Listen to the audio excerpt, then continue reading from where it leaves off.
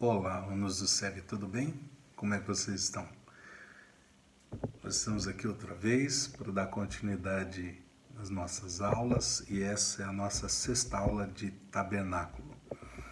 E no fim da última aula a gente falou um pouco sobre as peças, né? E eu queria dar continuidade a esse entendimento hoje, falando um pouco mais sobre a Arca da Aliança, trazendo um pouco mais de entendimento sobre a progressão de maturidade do cristão dentro do caminho do tabernáculo, né? E vai ser uma jornada muito bacana. Quero que você fique comigo nesse pensamento, tá bom?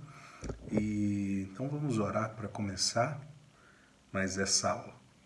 Senhor nosso Deus, obrigado por mais essa aula, obrigado por mais esse tempo de entendimento, conhecimento, de maturidade na Tua presença. Revela-nos a Tua palavra, revela-nos o Teu coração, em nome de Jesus. Amém. Amém, querido? Então, eu quero ler um texto com você que está ali no livro de Salmos, capítulo 89, versículo 14. Salmos 89, 14 diz assim: Justiça e direito são o fundamento do seu trono. Graça e verdade te precedem. Texto de Davi, Salmo de Davi, e fala a respeito de um reino messiânico. Mas eu quero aproveitar esse texto e a profundidade daquilo que disse o salmista para falar um pouco sobre os extremos, ok? A Arca da Aliança e o altar de bronze. Quando nós pensamos na Arca da Aliança, em primeiro momento, a gente olha como a última peça. Mas quando Deus fala com Moisés, a Arca da Aliança, na verdade, ela é a primeira peça que Deus revela a Moisés.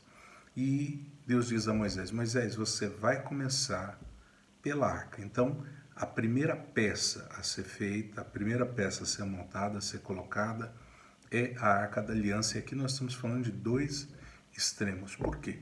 Porque a Arca da Aliança, ela simboliza o trono de Deus. Por isso o texto diz: justiça e direito são o fundamento do teu trono.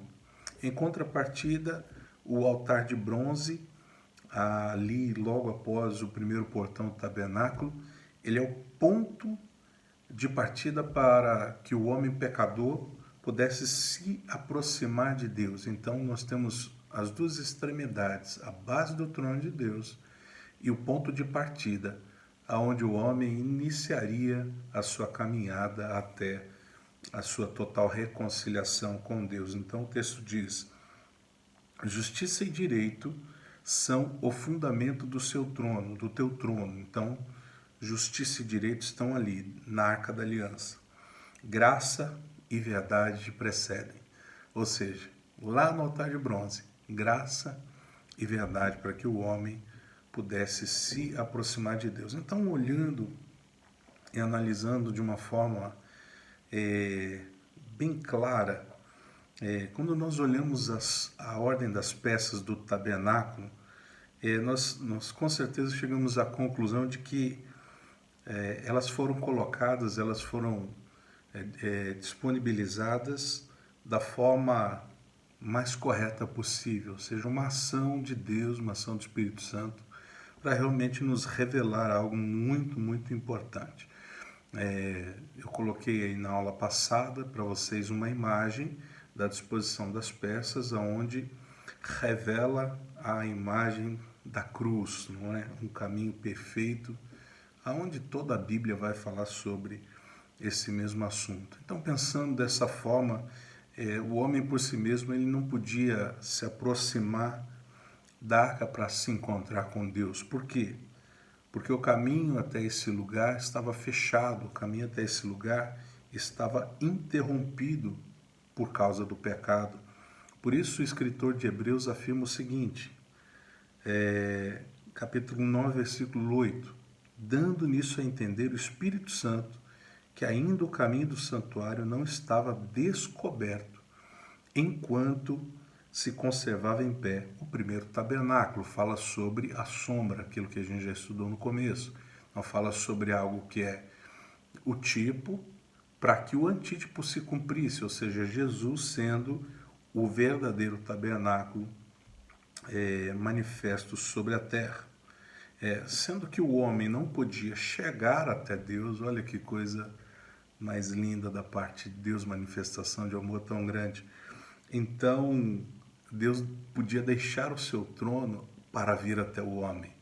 E é nisso que fala as extremidades dessas duas peças. O homem ele não poderia se aproximar da santidade, da grandeza e da glória de Deus por causa do pecado. Então Deus deixa a sua glória manifesto ali pelo caminho inverso, né? Começando pela Arca da Aliança.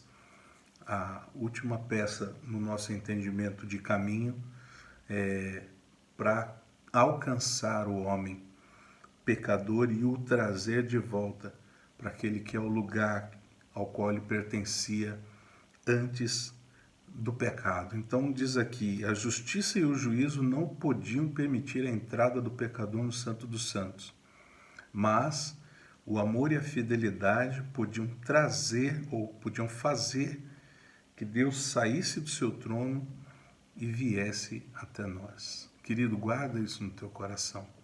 Jesus fez isso por você, Jesus fez isso por mim. Filipenses capítulo 2 diz que ele, sendo Deus, ele não usurpou ser igual a Deus. Antes ele assumiu a forma de um servo, a forma de um homem, e foi obediente até a morte de cruz. E isso é algo muito significativo nessa nossa jornada pelo tabernáculo, porque nós vamos entender o quanto nós podemos crescer e entender as características de Deus nesse processo e o quanto nós podemos olhar para nós e entendermos onde nós estamos posicionados hoje. Então, uma recapitulação rápida: o altar de bronze é aquele que aponta para a cruz de Cristo, lugar de sacrifício. A bacia de bronze simboliza ali a palavra de Deus, né? Continha água nela e ela era como um espelho que refletia então a imagem do sacerdote após ele sacrificar ali no altar de sacrifício. Antes de entrar no santo lugar, ele precisava se lavar, e à medida que ele se lavava, a imagem que era refletida ali era a imagem dele mesmo. Então, entrando ali no lugar santo, passando a pia de bronze que ficava no átrio, lugar externo, a mesa da proposição que ficava à direita, representando ali pelos 12 pães, qual o sacerdote comia todo sábado, e todo sábado era trocado por um novo, representava a totalidade do povo de Deus. À esquerda, o candelabro, que era uma peça de 34 quilos de ouro maciço, representando ali a pessoa do Espírito Santo, a iluminação do Espírito Santo, com sete pavis que não se apagavam e não poderiam se apagar, ao qual era trocado o azeite o tempo todo. Logo à frente, no centro, antes de entrar no Santíssimo Lugar, estava ali o altar de incenso, o altar de ouro, como nós o conhecemos, representando ali as nossas orações, a nossa adoração, a nossa intercessão.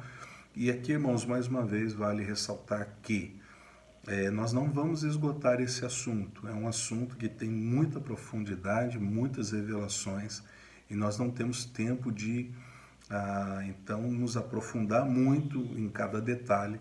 Mas ali nós vamos encontrar os modelos de oração, de adoração, enfim, tantas coisas que estão escondidas dentro dessa figura que é o tabernáculo. Hebreus capítulo 9, isso aqui é algo muito importante para você ter entendimento. Hebreus capítulo 9, versículo 5 diz que o altar de incenso pertencia ao Santíssimo Lugar. E aqui pode até trazer uma certa confusão, como que pense, se Hebreus diz que o altar de incenso pertencia ao Santíssimo Lugar, o que no Êxodo ou na construção do tabernáculo ele estava fazendo no santo lugar, né? Obviamente, a Bíblia não tem contradições, obviamente, a Bíblia ela se explica em si mesma. Isso fazia alusão a respeito de que o altar da adoração ele pertence à presença de Deus, que é representado pelo Santíssimo Lugar, mas que por causa do pecado ele estava antes do véu, até que o véu fosse rasgado, ele estava posicionado. Por quê? Porque ali haveria de acontecer a queima do incenso diariamente. E como você sabe, o Santíssimo Lugar só era acessado uma vez por ano pelo sumo sacerdote. Então, para que houvesse contínua queima de incenso, então o altar de incenso estava posicionado no santo lugar. Ok? Não há nenhuma contradição na palavra de Deus, pelo contrário, ela mesmo se explica. E por fim, então, no Santíssimo Lugar, nós tínhamos ali a Arca da Aliança. Essa Arca da Aliança, ela representa, como eu falei no início, a base do trono de Deus, porque sobre ela estava o propiciatório. Propiciatório que era uma peça única de ouro com os querubins, a gente vai falar um pouco hoje sobre a arca. A arca era uma peça de madeira toda coberta de ouro, representando na madeira o Deus encarnado, Jesus como homem. A madeira de acácia, aquela madeira que não se corrompia, como foi falado nas outras aulas, mas a madeira da arca representa ali o homem Jesus, o Jesus encarnado, Jesus em carne, ok? Mas essa caixa de madeira era coberta por ouro, que significa a humanidade de Jesus, mas com a glória divina, com a glória de Deus. Então ela é toda revestida de ouro por dentro e por fora. Mas sobre a arca, sobre essa caixa de madeira, havia uma peça que era conhecida, chamada de propiciatório. Propiciatório significa aonde Deus nos é propício, ou seja, a misericórdia de Deus significa um lugar onde nós encontramos a misericórdia de Deus no seu trono, não é certo? E ali estavam os querubins, né? Onde Bezaleel fez ali uma arte com os querubins. E a gente vai falar um pouquinho mais sobre isso. A arca da aliança, ela apontava para o testemunho de Deus. E por isso ela mostrava a pessoa de Jesus, ela indicava a pessoa de Jesus. Olha só o que diz João 5,36. Mas eu tenho maior testemunho do que o de João, porque as obras que o Pai me deu para realizar, as mesmas obras que eu faço, testificam de mim. Vós nunca ouvistes a sua voz, nem vistes o seu parecer. Jesus está falando do Pai. E a sua palavra não permanece em vós, porque é naquele que me enviou.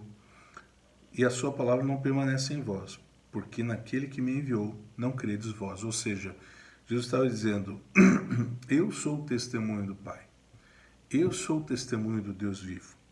Né? E aquela arca tipificava então a presença de Deus com o seu povo, porque ele dizia, ali me encontrarei contigo, e de cima do propiciatório, do meio dos dois querubins colocados sobre a arca da aliança, eu te comunicarei tudo que ordenar aos israelitas. Está em Êxodo 25, 22. Então, muito interessante fazer um paralelo com o texto de Mateus capítulo 1, versículo 25, 23, que diz, eis que a virgem conceberá e dará à luz a um filho, e ele será chamado pelo nome Emanuel. Emanuel, traduzido, significa Deus conosco. Então, a peça, o propiciatório, era a manifestação de um Deus presente, de um Deus habitando no meio do seu povo. Trocando em miúdos ou trazendo uma linguagem mais popular, é como se Deus trouxesse o seu trono para a terra, ok? Então Deus habitando no meio do seu povo através dessa manifestação. Então a arca, ela pertencia ali ao lugar santíssimo, que na construção do tabernáculo representa o céu. Olha só o que diz Hebreus 8:2. Como ministro do santuário e do verdadeiro tabernáculo que o Senhor erigiu, não o homem. Por quê? Porque Cristo não entrou em santuário feito por mãos humanas. Figura do verdadeiro, porém no mesmo céu, para comparecer agora por nós diante de Deus. Então, essa foi dada a importância da representatividade dessa arca, ela foi a primeira coisa mencionada por Deus quando ele ordenou a Moisés a construção desse tabernáculo, né? Então, quando Deus traçou-lhe o plano do tabernáculo, olha só que coisa maravilhosa, Deus começa por ele mesmo, ok? A arca representando ali a base do seu trono, como a gente leu, e o Santíssimo Lugar representado pelo ambiente celestial de adoração. Então essa arca, irmãos, ela tem tanta importância dentro da história e também a sua representatividade, não só para o povo de Israel, como para nós dentro dessa revelação hoje, que ela foi citada só no Antigo Testamento 185 vezes. E ela foi citada não só como o nome Arca da Aliança, mas com vários nomes. E você pode ver na sua apostila, aí na página 44, né, a Arca do Testemunho, a Arca do Concerto, a Arca do Senhor, a Arca do Concerto de Deus. Enfim, são várias as citações que tem sobre a arca, né? E trazendo para a Bíblia toda, então a arca ela tem quase 200 citações sobre ela, dada a importância que ela representa nas nossas vidas. Mas essa arca não era uma arca vazia, era uma arca que tinha alguns itens dentro dela. E esses itens também têm uma representação para nós e também fala sobre a pessoa preciosa de Jesus. Lá dentro da arca estavam as tábuas da lei, as segundas, porque as primeiras Moisés quebrou, né? Jogou ao chão e foram quebradas, e como a base do trono de Deus é justiça e é perfeição, então ele coloca ali as segundas tábuas da lei, que foram escritas na sua segunda subida ao Monte Sinai. Tem também a vara de Arão, aquela que floresceu. Número 17 conta bem a história sobre a vara que floresceu por causa da escolha de Deus a respeito do sacerdócio de Arão, para provar diante dos homens como testemunho, a vara de Arão floresceu. Como eu disse, não dá para a gente entrar em todos os detalhes para que a gente não estoure aqui o nosso tempo, né? E o maná você conhece, o maná, a provisão de Deus todos os dias, quando os israelitas acordavam, estavam na porta ali da sua tenda, cada um colhia o seu maná e podia se alimentar. Então nas tábuas da lei, Romanos 10,4 diz que o fim da lei é Cristo. Na verdade, Jesus é a própria lei. Ele é a referência exata e fiel de Deus e do coração de Deus. Por isso o apóstolo Paulo diz em Romanos 10,4 que o fim da lei é Cristo. Por quê? Porque Jesus é o nível mais alto da lei. A graça nada mais é, irmãos, do que a lei revelada. Então Jesus é a revelação da lei, a lei de amor de Deus. As tábuas da lei, então, representando Cristo. A vara de Arão, que floresceu, representando o Cristo ressurreto, Jesus que ressuscitou, que tornou a vida após a morte. E o maná, Jesus diz ali em João 6,29, eu sou o pão vivo que desceu do céu. Na verdade, esse texto ele é muito interessante. Eu quero até ler com os irmãos esse texto, porque ele faz a menção do tabernáculo aqui também. Na verdade, ele faz a menção do maná. Então, João 6,29. João 6,29 diz assim, respondeu-lhes Jesus, a obra de Deus é esta, que creais naquele que por ele foi enviado. Ou seja, está falando a respeito de si mesmo. Então lhe disseram eles, que sinal fazes para que o vejamos e creiamos em ti? Quais são os teus feitos? Nossos pais comeram maná no deserto, como está escrito. Deu-lhes a comer o pão do céu. Isso o povo falando para Jesus.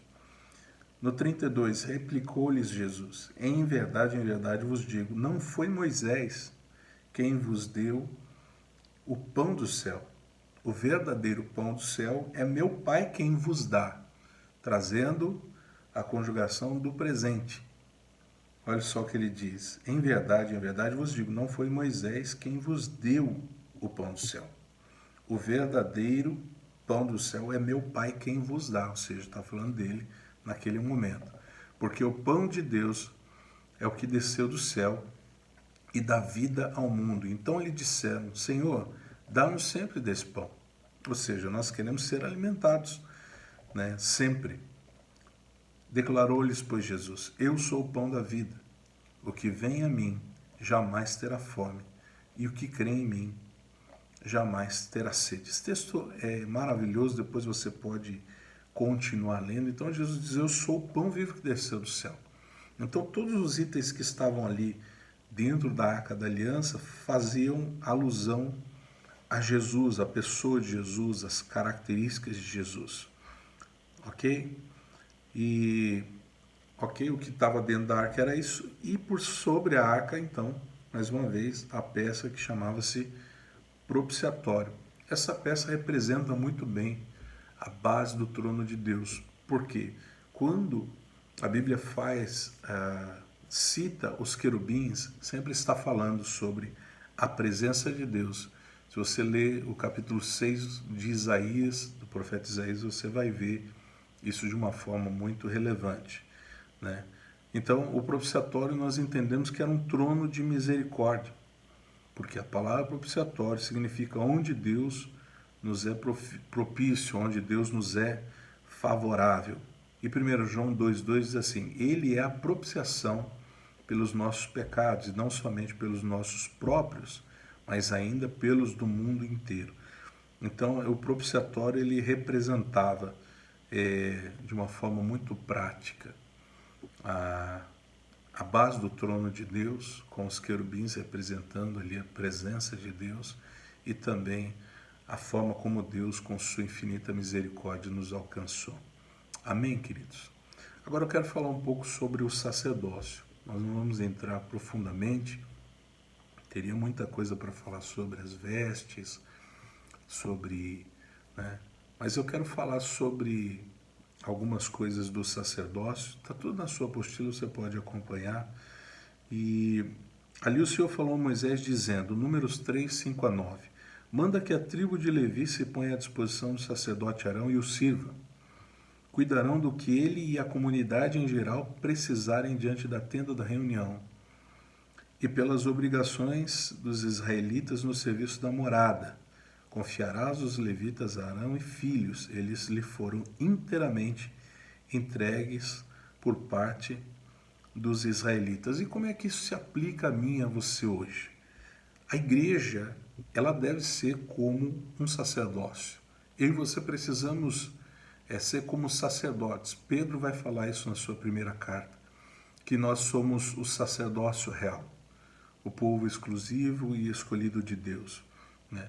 Então, como sacerdotes, nós devemos oferecer sacrifícios espirituais a Deus. Romanos capítulo 12, versículo 1 diz: rogo-vos, pois, irmãos, pelas misericórdias de Cristo, que não vos amoldeis ou não vos conformeis com este mundo, mas transformai-vos pela renovação da vossa mente, oferecendo ao Senhor o vosso culto racional, como sacrifícios vivos. Ok? Então nós somos sacerdotes e nós precisamos ter essa consciência de que o serviço sacerdotal da igreja é representar um Deus perante essa humanidade que está perdida ainda. Tá? Outra característica importante é que os sacerdotes eles precisavam ser parentes do sumo sacerdote e vestirem-se formosamente. Isso significa que nós precisamos ter uma linhagem. O sacerdote ele só pode ser originado em Cristo. Cristo é o nosso sumo sacerdote. Quem não está conectado em Cristo não pode ser sacerdote.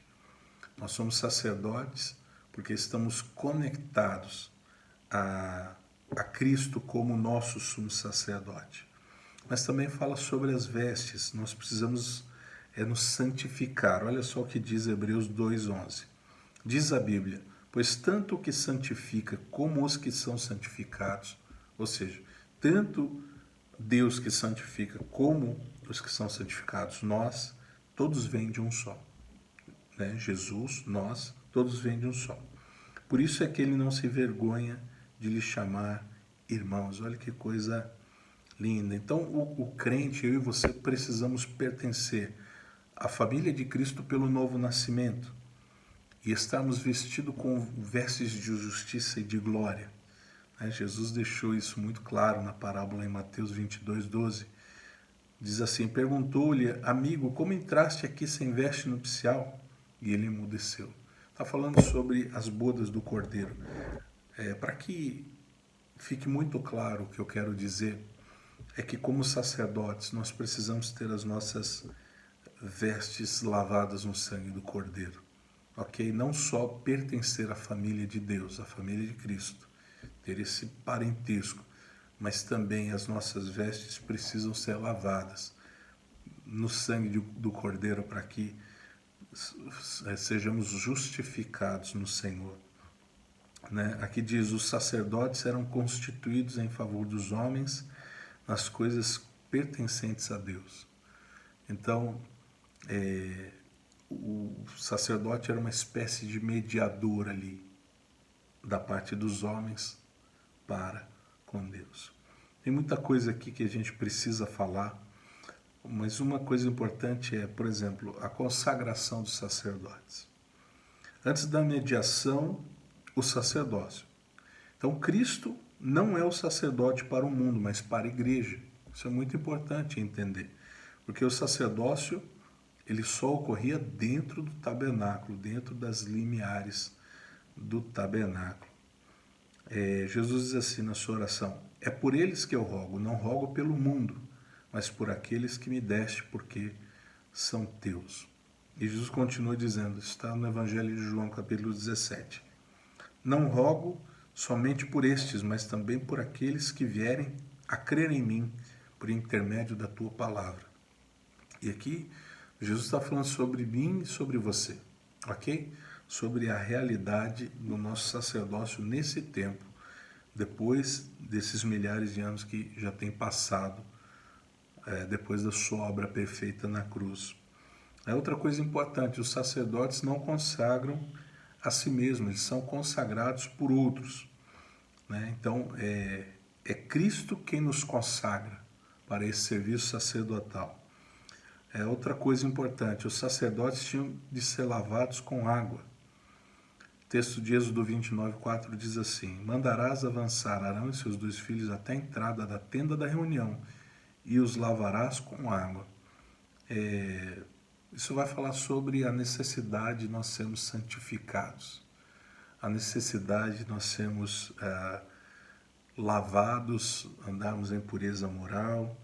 Então, tem um monte de passagens aqui que você vai poder acompanhar na sua apostila. Está ali na página 56. Outra coisa também é que a água é o símbolo do batismo. Né? Primeiro o Arão ele foi lavado e depois ungido. Jesus também da mesma forma, né? Seguindo a consagração do sacerdócio. Ele se batiza nas águas com João Batista e depois o Espírito Santo desce sobre ele. A figura então do sacerdote sendo lavado e depois ungido. Era assim que acontecia. Arão foi primeiro lavado e depois ungido. Tá? Êxodo 29:7 diz assim: tomarás óleo da unção e derramando sobre a cabeça ungirás. Fazendo paralelo, Mateus 3,16. Batizado Jesus, saiu logo da água e eis que se lhe abriram os céus e viu o Espírito de Deus descendo como pomba. Isso é muito importante, irmãos. Nós precisamos entender o método como Deus trabalha. Nós só podemos ser cheios do Espírito Santo, ser ungidos pelo Espírito Santo, se nós tivermos uma aliança de compromisso com Deus. Claro, sermos batizados, mas também de sermos lavados e purificados dos nossos pecados, ok? Nessa consagração do tabernáculo, antes que começassem os trabalhos, também houve uma consagração, e nessa consagração Deus mandou que Moisés consagrasse o bezerro da consagração. Eu só estou passando, irmãos, só estou citando, porque você tem tudo isso completo na sua apostila. E se você me acompanhar, você vai ter uma visão um pouco mais ampla daquilo que eu estou falando. Você vai entender a importância disso que eu estou falando. Então, esse bezerro da consagração é muito interessante, porque Deus falou assim, manda o bezerro lá para Arão. Arão vai colocar as mãos, Arão e os filhos vão colocar as mãos sobre a cabeça desse bezerro. Ou seja, quando Arão coloca as mãos sobre a cabeça desse bezerro, está em Êxodo 29, existe uma identificação. Essa é a seriedade de se impor as mãos. Quando você impor as mãos, você está transferindo aquilo que você é, aquilo que você tem. Ok? Então, ali há uma identificação. Quando Arão coloca as mãos sobre a cabeça do bezerro, significa que Jesus se identificou conosco. Ok? Significa também que Jesus era um homem manso, um servo sofredor.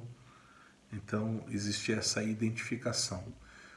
Hebreus diz que nós não temos sumo sacerdote que não possa se compadecer de nós. Jesus entende, conhece o nosso sofrimento, a nossa dor, e por isso ele se identificou conosco. Outra coisa, Jesus sacrificou-se por nós. Por quê? Então sacrificarás o bezerro diante do Senhor à entrada da tenda da reunião. Pegarás uma parte do sangue do bezerro e com o dedo untarás as pontas do altar e derramarás todo o resto do sangue ao pé do altar. Tomarás todo o sebo que cobre as vísceras, a membrana gordurosa do fígado e os 2 rins, e o sebo que os envolve, e levarás para queimar no altar. Então Jesus se sacrificou por nós. Quando fala sobre essas questões internas do animal, fala sobre as partes nobres que foram queimadas no altar, esse altar, o altar de bronze. E outra coisa, Jesus também derramou o seu sangue por nós para nos perdoar e para nos comprar com seu sangue. Ali diz: o bezerro degolado, cujo sangue derramava-se à base do altar, aponta para Jesus. Por isso eu lhe darei muitos, como a sua parte, com os poderosos repartirá ele o despojo, porquanto derramou a sua alma na morte. Ele foi contado com os transgressores, contudo levou sobre si os pecados de muitos, e pelos transgressores intercedeu. Está em Isaías 53, 12. Queridos, olha só como o tabernáculo fala sobre a pessoa de Jesus. Sobre cada ação de consagração, cada símbolo revela a pessoa de Jesus. Jesus deixou-se consumir por amor a nós. Então, quando as entranhas do animal eram queimadas sobre o altar dentro do arraial, é como se Jesus tivesse se deixado ser consumido em nosso favor, por nós, por mim, por você. E termina dizendo que Jesus morreu por todos os homens, o que significa o restante do bezerro, aquilo que não era queimado no altar, permitido queimar no altar interno. Está escrito aqui: o restante do bezerro, como a carne, a pele, o esterco, etc., tudo deveria ser queimado fora do arraial por ser oferta pelo pecado. Está em Êxodo 29, 14. Mas a carne do bezerro, a pele e os excrementos queimarás fora do acampamento. É sacrifício pelo pecado. Porque isso vai significar, vai tipificar que Jesus morreu pela humanidade. Ok? Então, falado um pouco sobre essas leis de consagração e também completando aí um pouco mais sobre as peças do tabernáculo, agora eu quero entrar num assunto muito, muito, muito relevante para nós. Vai falar sobre a nossa progressão dentro da nossa fé, vai falar sobre nosso entendimento de Deus, nosso entendimento de Cristo. Então, preste bastante atenção, porque isso é o início da nossa jornada de maturidade dentro do tabernáculo, ok? Eu quero dividir o tabernáculo nas suas 3 partes. Você sabe que o tabernáculo era dividido átrio, lugar santo e santo dos santos, ou santíssimo lugar. E dentro desses três ambientes eu quero fazer aqui uma jornada contigo de como é o nosso crescimento espiritual, de como nós podemos avançar no entendimento até chegarmos à presença de Deus e sermos maduros. Então eu quero começar com o cristão no pátio, na página 63 ali da sua apostila. A primeira coisa que nós vamos encontrar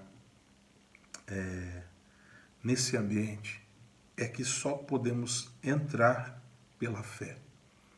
1 Coríntios capítulo 13, versículo 13, o apóstolo Paulo diz assim: agora, pois, permanecem a fé, a esperança e o amor. Porém, o maior é o amor. A gente entende isso. Mas até que nós entendamos o que é realmente o amor, que o apóstolo Paulo está falando, nós precisamos passar pelo processo da fé e da esperança, e até entre eles os degraus intermediários, sobre os quais eu vou falar.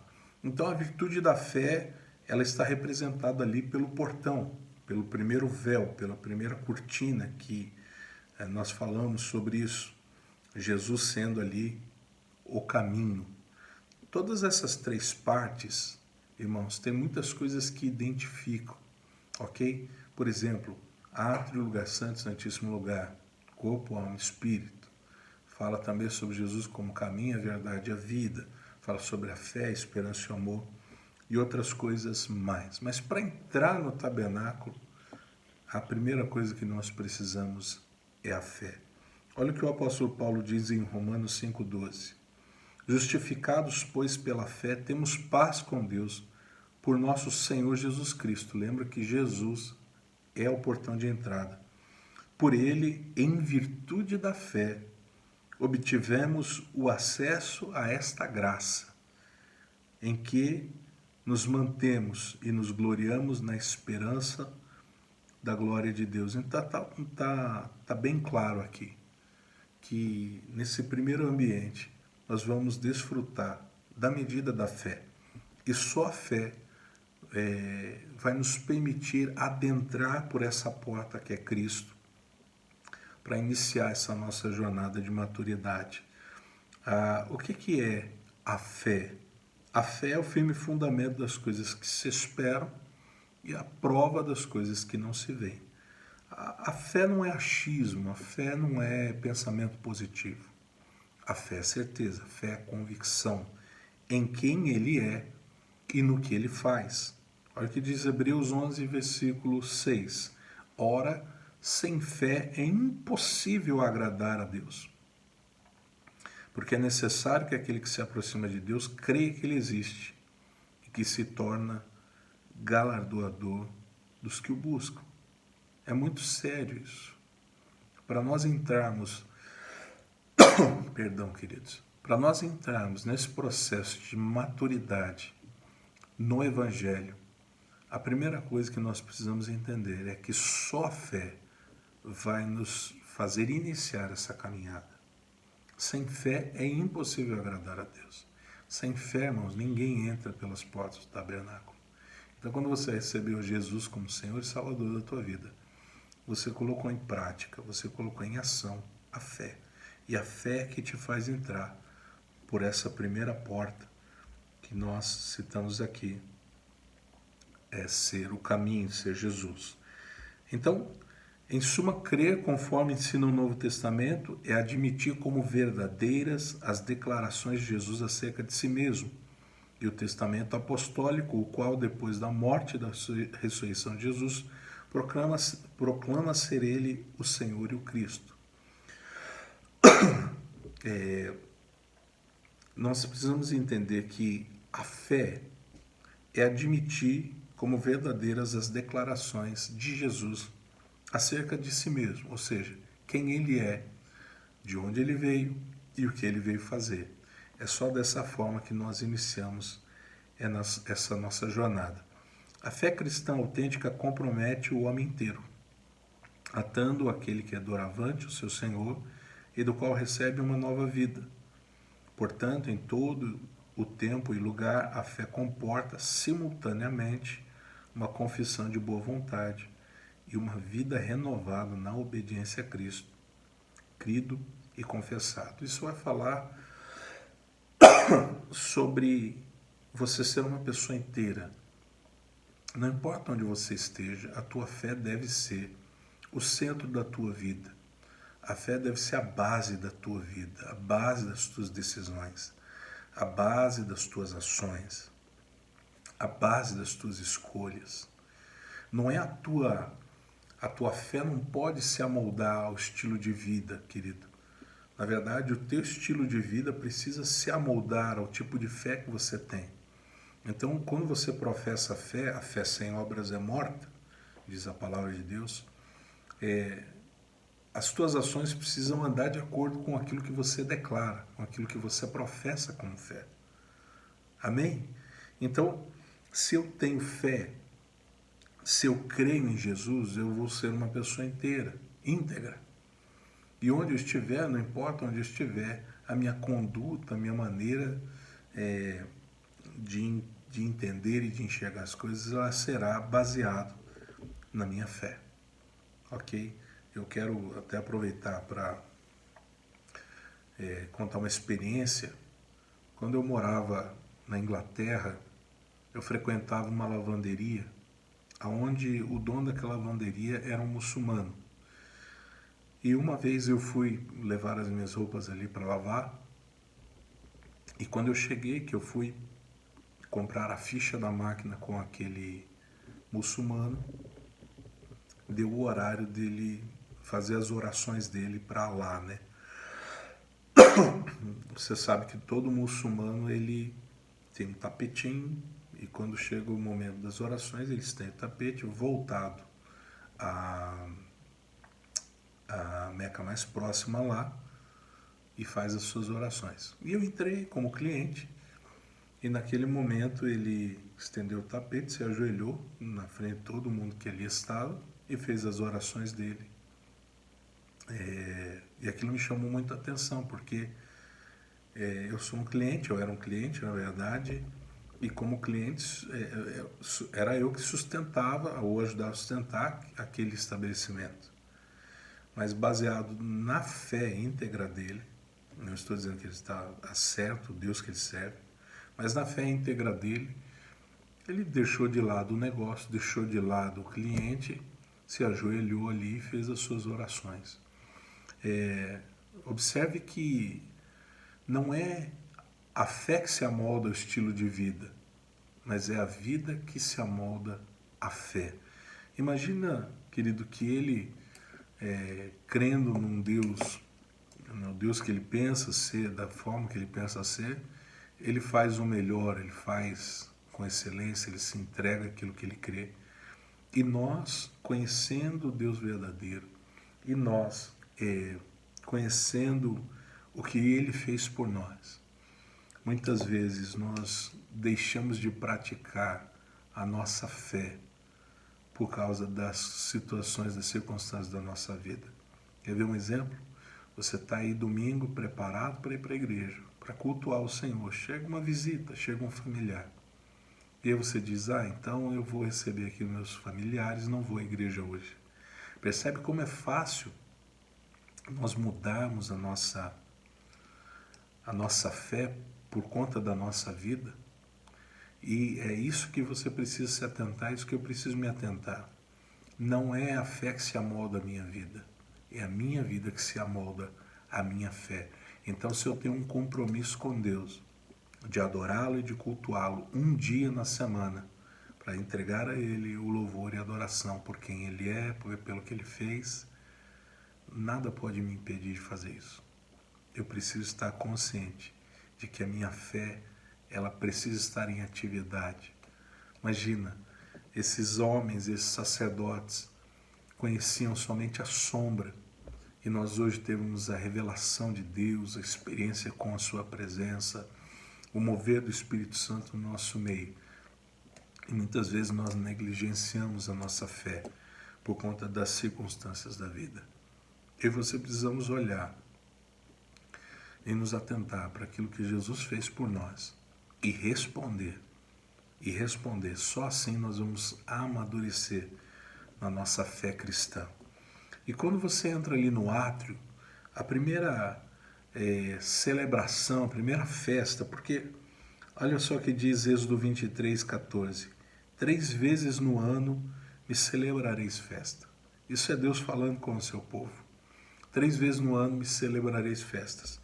Então ali tem a ver com o caminho, a verdade e a vida, tem a ver com a fé, a esperança e o amor, e tem a ver também com as 3 festas, a Páscoa, o Pentecostes e o Tabernáculo. Claro que a gente vai separar isso em 3 etapas, mas eu vou falar um pouco sobre a Páscoa.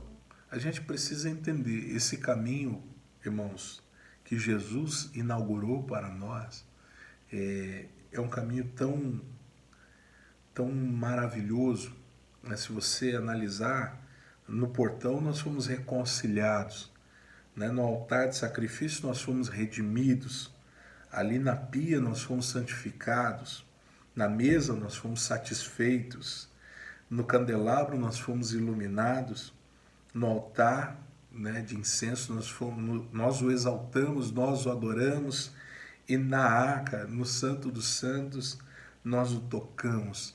E quando nós o tocamos, nós o experimentamos. Mas tudo começa na celebração da Páscoa. Olha o que diz ali. A primeira delas, que aponta para o Cordeiro de Deus na cruz, corresponde ao novo nascimento. Então a celebração da Páscoa tem como revelação o novo nascimento. Em Cristo nós somos novas criaturas, compradas ou comprados pelo seu precioso sangue. A Bíblia diz assim, que nós somos novas criaturas. As coisas velhas, elas se passaram e tudo se fez novo. A festa da Páscoa, ela vai nos fazer lembrar que Cristo se sacrificou por nós, que Cristo nos deu a oportunidade de nos reconciliarmos com Deus e de nos tornarmos nova criatura. Cristo é a nossa Páscoa. A Bíblia afirma isso em 1 Coríntios 5:7, porque Cristo, nossa Páscoa, foi sacrificado por nós. Mais uma vez, o tabernáculo apontando para Jesus. Na Páscoa nós temos também o poder do sangue que nos purifica de todo o pecado, ok? E também a remoção das cinzas. As cinzas eram removidas para um lugar limpo. Olha só o que diz Levítico 6:11. Depois despirá as suas vestes e porá outras, e levará a cinza para fora do arraial, a um lugar limpo. 2 Coríntios 5:17. Assim que se alguém está em Cristo, nova criatura é. As coisas velhas já passaram, eis que tudo se fez novo. O que isso significa? Quando eu estou debaixo do poder do sangue, quando eu sou lavado e remido pelo sangue de Jesus, então as coisas velhas se passaram, o meu passado ficou para trás. É tempo de avançar, é tempo de entender que a gente caminha para frente, que a gente enxerga o horizonte à nossa frente. Cristo fez isso por nós, Ele é a nossa Páscoa. Páscoa que significa passar por cima dos problemas, passar por cima do nosso passado, dos nossos traumas, das nossas dores, daquilo que nos paralisa, daquilo que nos impede de avançar. Ok? Então, o poder do sangue me faz remover as cinzas. Deixa o passado para trás, irmão. Para avançar e crescer em fé, é necessário deixar para trás aquilo que te prendia. Mas também no pátio, nesse lugar, o cristão ele tem um conhecimento limitado. Ele enxerga ou ele conhece Jesus como Salvador. E não tem nada de errado nisso. É, na verdade, o início da nossa jornada. Desculpa, perdão, queridos. No pátio nós conhecemos Jesus como Salvador. Isso é ótimo, mas isso não é tudo. Deus quer te levar a um lugar de conhecimento muito mais profundo nele, para que você o conheça como ele é. Mas no pátio, onde nós estamos agora, e preste bastante atenção, porque pode ser que você se identifique com isso. Amém? Pode ser que você se identifique com isso que eu estou falando contigo. De repente você vai dizer, pastor, eu estou no pátio ainda, como cristão, e não importa quantos anos de fé você tenha. Pode ser que você esteja no pátio, né? E no pátio, como é que eu sei que eu estou no pátio? Vai analisando o que a gente está conversando e veja se você se encaixa, se enquadra dentro disso. Então, o cristão no pátio tem um conhecimento limitado de Deus. Ele conhece Jesus como Salvador, e esse é um primeiro passo, lógico. Ele também conhece Jesus como bom pastor. João 10, 11 diz, eu sou o bom pastor e o bom pastor dá vida pelas ovelhas. No pátio, o crente está em Cristo. Então, aquilo que a gente lê em 2 Coríntios 5,17, assim se alguém está em Cristo, é nova criatura, as coisas velhas passaram, eis que tudo se fez novo. E ele também conhece o Pai sobre todos. Efésios 4,6, um só Deus e Pai de todos, o qual é sobre todos e age por meio de todos e está em todos. Então a característica do crente quando está no pátio tem um conhecimento limitado. Outra coisa, no pátio o crente é criança. E algumas características de quem é criança. A criança é fraca. 1 João 2,12 ele diz assim, filhinhos, eu vos escrevo porque os vossos pecados são perdoados por causa do seu nome. Então, a criança é fraca porque a criança ela vive pecando, né? 1 Coríntios 3, de 1 a 4 diz assim, eu, porém, irmãos, não vos pude falar como espirituais, e sim como carnais, como as crianças em Cristo. Como a crianças em Cristo. Leite vos dei a beber, não vos dei alimento sólido, porque ainda não podeis suportá-lo. Nem ainda agora podeis, porque ainda sois carnais. Então, Paulo está comparando o crente criança como um crente carnal. Um crente que peca, que vive pecando, que não consegue vencer o pecado, que tem pecados de estimação. Pastor, como é que eu sei se eu estou no pátio? É se você ainda não venceu certos pecados, que você insiste em carregar com você. A criança, ela peca. A criança é carnal, né? Como Paulo está dizendo. Outra característica do crente criança é que ele é instável. Olha o que diz Efésios 4, 14. Para que não sejamos como meninos, para que não mais sejamos como meninos, agitados de um lado para o outro e levados ao redor por todo o vento de doutrina, pela artimanha dos homens, pela astúcia com que induzem ao erro. Todo crente criança ele é instável. Uma hora está bem, outra hora está mal. As circunstâncias determinam o que ele vai professar. Ah, está ruim. Ah, está bom. Agora está bom. Minha conta bancária está boa. Então agora está bom. Ah, agora está ruim porque eu perdi um negócio. Então o crente criança ele é instável. E ele, dessa forma ele fica muito sujeito a ser enganado. Então, querido, preste atenção. Veja se alguma dessas características se encaixa no teu momento. Não é errado ser um crente criança. Errado é permanecer crente criança. Ele tem um conhecimento limitado, ele é criança, e aqui nós estamos falando sobre as características de um crente que é criança.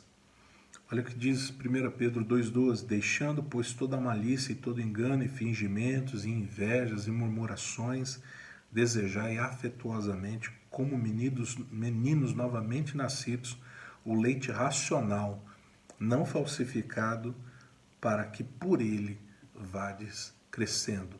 Então não é errado ser criança. É certo começar como criança. O errado é permanecer como criança. Outra característica de um crente criança: a criança não tem experiência. Como criança, o crente nunca sai dos rudimentos da fé, não tem experiência. Olha o que o escritor de Hebreus escreve no capítulo 5, versículo 12. Pois com efeito, quando devíeis ser mestres, atendendo ao tempo decorrido, está falando sobre a urgência do tempo, tendes novamente necessidade de alguém que vos ensine de novo quais são os princípios elementares dos oráculos de Deus. Assim vos tornastes como necessitados de leite, não de alimento sólido. Ora, todo aquele que se alimenta de leite é inexperiente na palavra da justiça, porque é criança. Ou seja, irmãos, a criança ela não tem experiência. A criança ela não consegue compreender assuntos profundos. A criança ela não consegue olhar para aquilo que Deus já fez e que isso seja a base para o seu crescimento, para o seu avanço. É tempo de não sermos mais crentes crianças. É tempo de nós avançarmos, como diz o escritor aqui de Hebreus. É necessário, é imprescindível que você tenhamos experiências com Deus. Outra característica da criança: a criança não sabe discernir. Hebreus 5,14.